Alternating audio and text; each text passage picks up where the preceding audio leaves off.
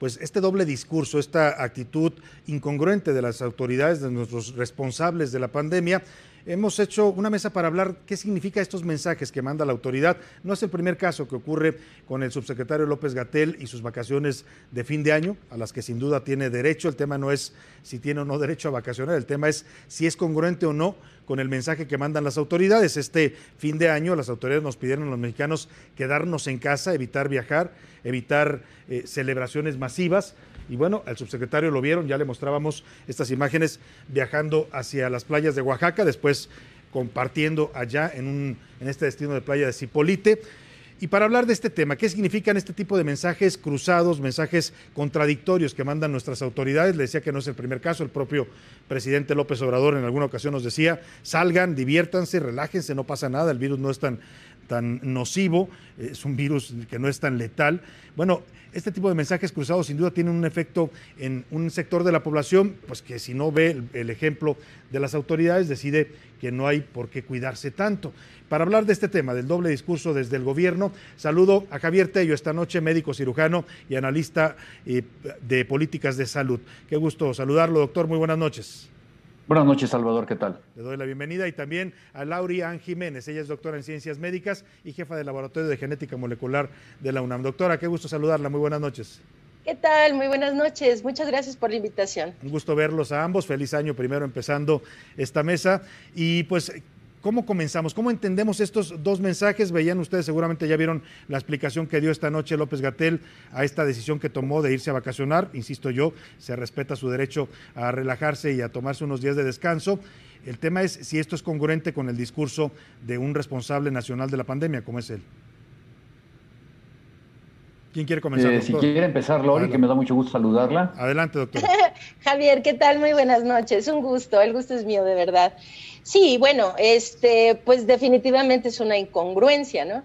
No es desde luego la primera que se ha tenido este tipo de incongruencias, pues vienen dándose durante toda la pandemia por parte de nuestras autoridades. El doctor López-Gatell, como ya es conocido de todos, por ejemplo, la negación del uso del cubrebocas durante tantos meses, ahora sí se habla de que el cubrebocas podría ser útil, pero es decir que este tipo de incongruencia ha llevado o llevó a demasiada gente a infectarse y posiblemente a morir por no tomar las medidas correctas que eran congruentes, ahora sí, con los esfuerzos de contención de la pandemia. Ahora este es uno más, se le dice a la gente quédese en casa, pues sí, y a la vez el subsecretario sí sale de vacaciones. Y como bien lo acabas de señalar, esto no es una cuestión de si uno merece vacaciones o no. Definitivamente todos merecemos vacaciones o tampoco de si merecemos privacidad o no. Todos merecemos privacidad, incluso los servidores públicos, desde luego. Pero este no es el punto. El punto es que estamos en medio de una pandemia, la peor crisis sanitaria que ha vivido la humanidad en el último siglo y que la autoridad máxima encargada de este problema en nuestro país es quien sienta las normas, las reglas para que esto se trate de controlar. Y si es él mismo quien rompe las reglas, pues esto desde luego que pues es un mensaje pues terrible, ¿no? Para la población. Yo creo que es un mensaje contradictorio que no tiene disculpa, pues. Claro, sobre todo para una población y para una ciudadanía que hay que reconocerlo, no somos muy afectos a respetar las normas. Ya parte de nuestra cultura, lamentablemente, tiene que ver con, pues si hay una norma y me la puedo brincar, me la brinco, doctor Tello, y esto se agrava cuando las autoridades no ponen el ejemplo, pues. Completamente de acuerdo. Precisamente, mira, yo tengo también otro punto de vista de las cosas, completamente de acuerdo con lo que dice la doctora, pero hay una cosa que a mí particularmente me molesta, que es la mala imagen que se está dando de esto. ¿Por qué? Porque aquí no estamos hablando de un viaje personal o que si le tomaron fotos o el derecho a sus vacaciones, ¿no? Sí, estoy completamente de acuerdo, se está hablando de un ejemplo que se pone hace unos momentos, ustedes pueden revisar en las redes sociales y sale la fotografía de el subsecretario defendiendo su viaje con el logotipo de Quédate en casa en la fotografía justo detrás de él, lo cual es de por sí una paradoja. A mí lo que me preocupa muchísimo es el mensaje que le está dando a todos aquellos profesionales de la salud que no han podido salir de vacaciones. A muchos en el Seguro Social les cancelaron sus vacaciones o se las negociaron para que fueran a lugares COVID a trabajar en vez de eso. ¿A cuántas personas que no han podido ir a visitar a sus familiares? Gente que no ha podido abrazar a sus hijos porque trabajan en áreas COVID desde hace meses. ¿Cuántas personas no van a poder salir nunca más de vacaciones porque perdieron la vida o porque tienen familiares que perdieron la vida? Y es como yo lo he estado, lo publiqué anoche, ¿sí? Yo quiero saber en qué guerra, en la parte más cruenta, más sangrienta de la guerra, los generales se toman vacaciones.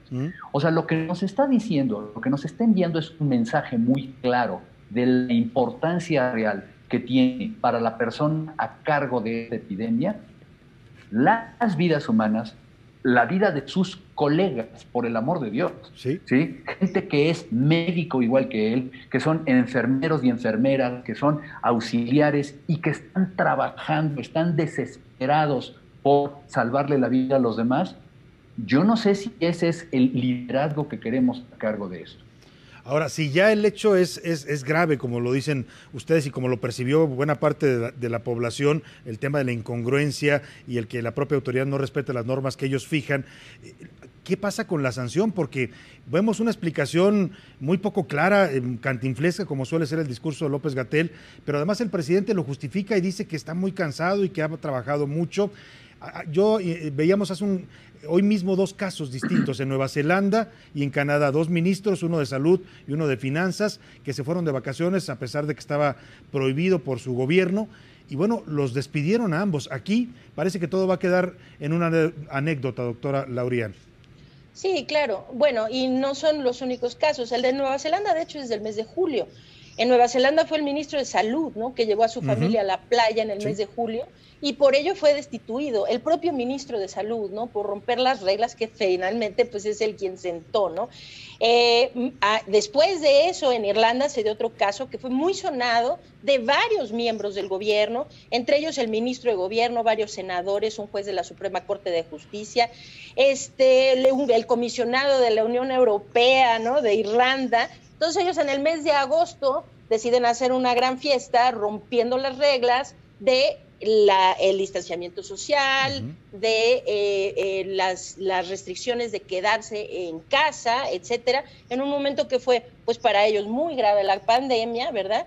Y fue por lo menos el ministro de gobierno destituido también de su cargo. En Jordania lo mismo pasó en el mes de noviembre, el ministro del Interior rompe las reglas, ¿qué pasa? Pues se le destituyó. Claro. Y desde luego el caso más inmediato que es el de Canadá, ¿no? El 31 de diciembre se da a conocer que el ministro de Finanzas se le ocurre llevar a su familia precisamente a la playa. Ahora, él eligió el Caribe, ¿no?, en lugar de Oaxaca, pero las playas del Caribe lleva a su familia y inmediatamente, este es el ministro de Salud de la provincia de Ontario, y se le destituyó igual del cargo. Ahora, ¿qué pasa aquí en México? Esto es realmente pues es muy preocupante, ¿no? O sea, esto no es simplemente un llamado de no nos gustó que el doctor López-Gatell se fuera de vacaciones, es que son muchas cosas, ¿no? O sea, se le tomó una fotografía ingresando al avión hablando por teléfono sin el cubrebocas, ¿no? ¿Qué clase? Olvidemos ya del mensaje, es una irresponsabilidad. Es decir, es un sitio en donde toda la gente debe llevar el cubrebocas puesto. Y estamos hablando de la persona encargada de la gestión de la pandemia en nuestro país. Y él, pues, sí tiene a bien entrar a un avión hablando por teléfono con el cubrebocas debajo del mentón, ¿no? Claro. Pues esto es muy, muy, muy grave, ¿no? Claro. Y la cuestión que se vaya, pero a ver, lo que más preocupa es, en nuestro país, pues, ¿qué es tierra de nadie o qué? Es decir, no vienen repercusiones, no hay rendición de cuentas, es decir, que cada quien puede hacer lo que quiera y no pasa nada, ¿no? Claro.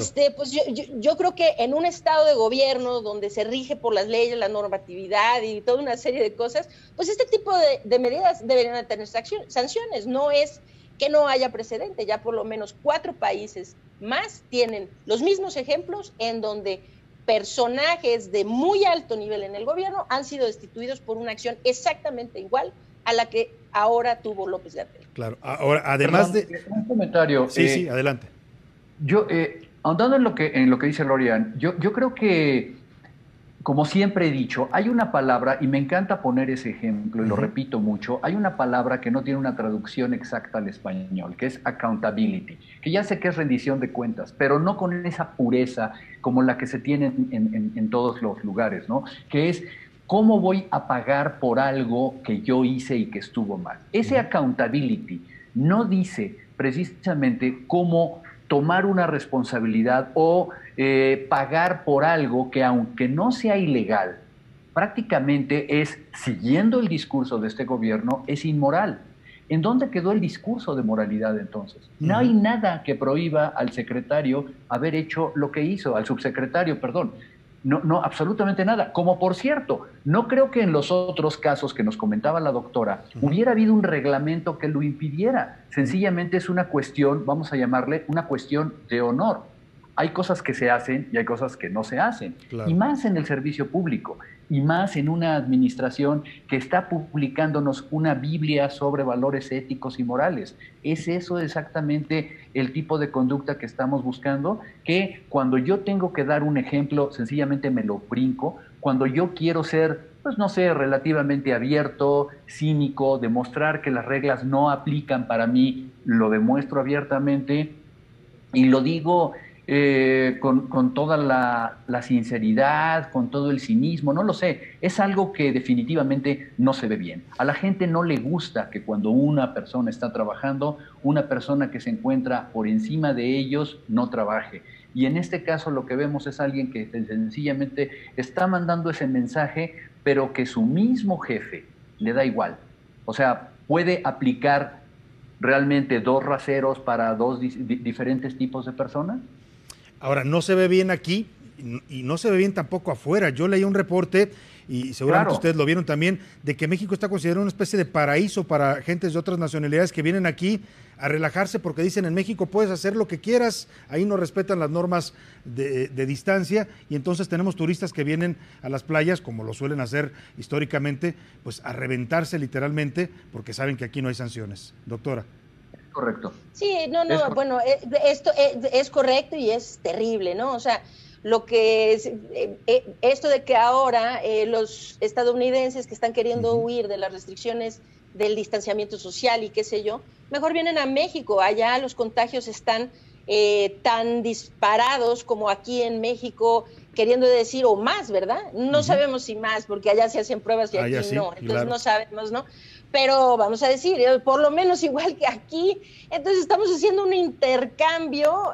Claro, aquí vienen a México, ¿por qué? Pues en México no hay problema, y no te pongas un cubrebocas, y el presidente sigue sin ponérselo. Sí. Es decir, allá se puede hacer lo que sea, es tierra de nadie, pero valga, ¿qué imagen damos como país, como nación, como mexicanos?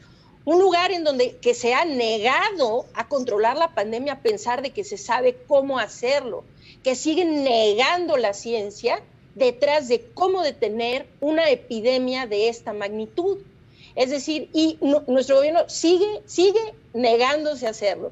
No solo eso, sino no conforme con eso ahora, todos estos ejemplos de que el presidente no se ponga el cubrebocas, de que se niegue la utilidad, de que se vea al subsecretario entrar a un avión sin él, de que se le vea vacacionando, pero desde luego es una imagen terrible hacia el exterior, es una imagen terrible para nuestros conciudadanos, ¿sí? Para que se sigan los ejemplos, pero creo que aquí sí retomo lo que dice el doctor Tello, y esto es, creo que es lo más lastimoso de todo este incidente, que es una falta profunda de respeto hacia quienes han sacrificado tanto. Y estoy hablando no solo su tiempo, su esfuerzo, su vida, su paz mental, sino han sacrificado sus vidas mismas por salvar la vida de los demás, que es el personal, los profesionales de la salud, el personal hospitalario que ha estado al frente de realmente de la pandemia en nuestro país. Se les ha pedido tanto durante tanto tiempo, todavía que tengan que protestar porque no tienen equipo de protección personal, porque los hospitales carecen de medicamentos, porque no se les da pruebas diagnósticas gratuitas y a sus familias y el apoyo que requieren. Encima de esto, yo creo que es una bofetada, así frontal, ver al encargado de la pandemia, qué bueno, el señor está de vacaciones, y nada más díganme cuántos de esos médicos, enfermeras, camilleros y demás, personal hospitalario, ha tenido que atender a sus propios amigos y colegas y verlos ahí morir. Es decir, es una falta profundísima de respeto hacia quienes han sacrificado tanto, ¿sí?, durante este tiempo. Creo que eso de todo es lo más imperdonable. Claro, doctor Tello. Yo creo que sencillamente estamos viendo aquí la figura de alguien que no pertenece al equipo, ¿sí? Si fuera un miembro del equipo tendría una solidaridad con la gente. Sencillamente es alguien que él está fuera, él es alguien que está en otro nivel, es alguien que no pertenece. Y yo creo que pues nuestros colegas, para los cuales tenemos nosotros sentimientos realmente de solidaridad, eso es lo que perciben. Alguien que está lejano, alguien que nunca ha trabajado con ellos, alguien que en toda la pandemia no ha pisado un hospital o se ha metido a una sala de terapia intensiva a ver de qué se trata, alguien que no ha consolado a ninguna viuda de un médico, alguien que no ha escuchado directamente las faltas que tienen de equipo de protección personal, alguien que no está haciendo lo posible por llevar la vacuna a los médicos, sino que está haciendo los que se formen afuera de los cuarteles durante horas para recibirla. Es alguien que no pertenece al grupo y no podemos esperar que se comporte como un miembro solidario del grupo.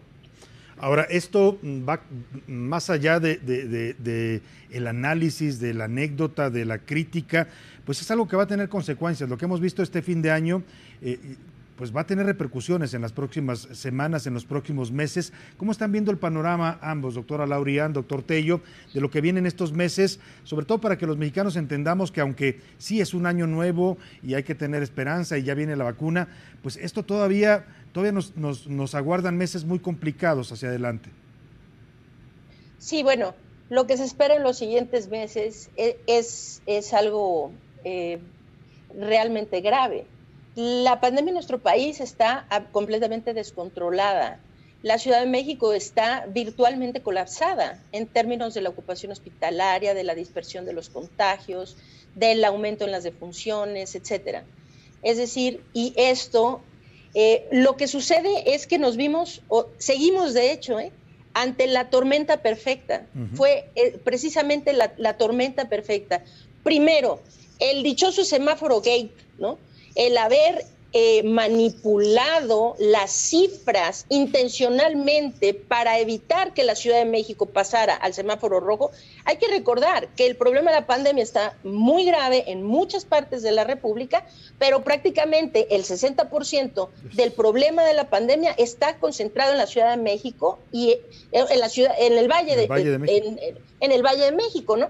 Entonces, se continúa en el semáforo naranja con, uno puede pensar, o sea, no se entiende cuál otra sería la razón más que la gente siguiera aprovechando las compras prenavideñas, ¿verdad? Y entonces se pone a la Ciudad de México en un punto tan crítico que es complicadísimo revertir. Entonces, los contagios están disparados justamente antes de las fiestas decembrinas, en donde, cuidado, los que llegaron sanos a la Navidad y que ahí se contagiaron, ahora llegaron asintomáticos, pero contagiados a las reuniones de fin de año. Ahí contagiaron a los suyos y esos todavía asintomáticos van a ir a contagiar más gente mañana o pasado cuando hagan sus festejos de Reyes. Claro. Esto quiere decir que, y hay que recordar algo, los contagios que hoy se registran son contagios que vienen atrasados posiblemente una semana y media o dos. Y las defunciones van atrasadas 2 o 3 semanas de los contagios que se registran. Quiere decir que gracias a que se atrasó el paso del semáforo de naranja a rojo por una manipulación burda y muy evidente de cifras por parte del doctor Hugo López-Gatell, ¿ok? Esto puso a la Ciudad de México en un estado completamente crítico justo antes de una bola de nieve que se venía y que ya se sabía que iba a venir por la Navidad, a la semana del Año Nuevo y a la semana de los Reyes. Esto quiere decir que podemos esperar que este aumento sostenido continúe por lo menos hasta mediados o finales del mes de febrero. Y entonces, pues sí, lo que se ve venir es muy grave. Y la situación de las vacunas es la siguiente. Lo más lamentable que ha pasado de algo tan importante, tan trascendente, tan realmente positivo, sí, que ha sido este avance increíble de la ciencia en un corto tiempo, en un tiempo tan verdaderamente corto, ahora se convierte en algo por haberlo politizado al grado que se politizó y haber querido usarlo de la vacuna para decirle a la gente: les estamos trayendo la solución mágica, ya ven, ya hay aquí vacunas. La gente está entendiendo un mensaje equivocado, están entendiendo que las vacunas son una solución a corto plazo. Es decir, ya hay vacunas, quiere decir que ya, cualquier día esto se va a terminar. Sí. Miren, en Estados Unidos, teniendo un plan de vacunación, pues una estrategia de vacunación realmente seria, que no va marchando como habían esperado, pero pues por lo menos lo tienen asentado en papel de forma muy seria, ellos no están esperando poder controlar el problema hasta tal vez septiembre, octubre de este año. Quiere decir que nosotros, con una estrategia tan escueta, si es que se le puede llamar estrategia, porque no creo que ni siquiera merezca esa descripción, quiere decir que nosotros no podemos estar pensando que vamos a controlar antes que los estadounidenses sin estrategia y sin los recursos que tienen ellos. Quiere decir que todo este año vamos a seguir en pandemia. Y la idea que se le ha dado equivocadamente a la gente de que esto se va a solucionar pronto con las vacunas ha hecho que la gente se relaje, que relaje más las medidas, y sin duda esto va a llevar a más contagios. Entonces creo que pues sí, ojalá que tuviéramos buenas noticias que dar, empezando el año, queriendo desearle a todo mundo lo mejor, pero creo que lo peor que se puede hacer es mentirle a la gente. Lo mejor es hablar con la verdad y que la gente sepa exactamente en qué situación está. Eso ayudaría mucho más. Y esta parte, decía la doctora Laurian, de hablar de un milagro, el presidente López Obrador dijo alguna vez, un milagro, que ya está la vacuna y que la vamos a traer. Esto es un avance científico, doctor Tello, y es un avance científico que además claramente se ha manipulado con fines políticos en nuestro país. Mira, primero que nada, lo que no puede caber en un lenguaje científico, y mucho menos cuando estamos hablando de una situación crítica, es la palabra milagros. Aquí no existen los milagros, existe el trabajo de la ciencia.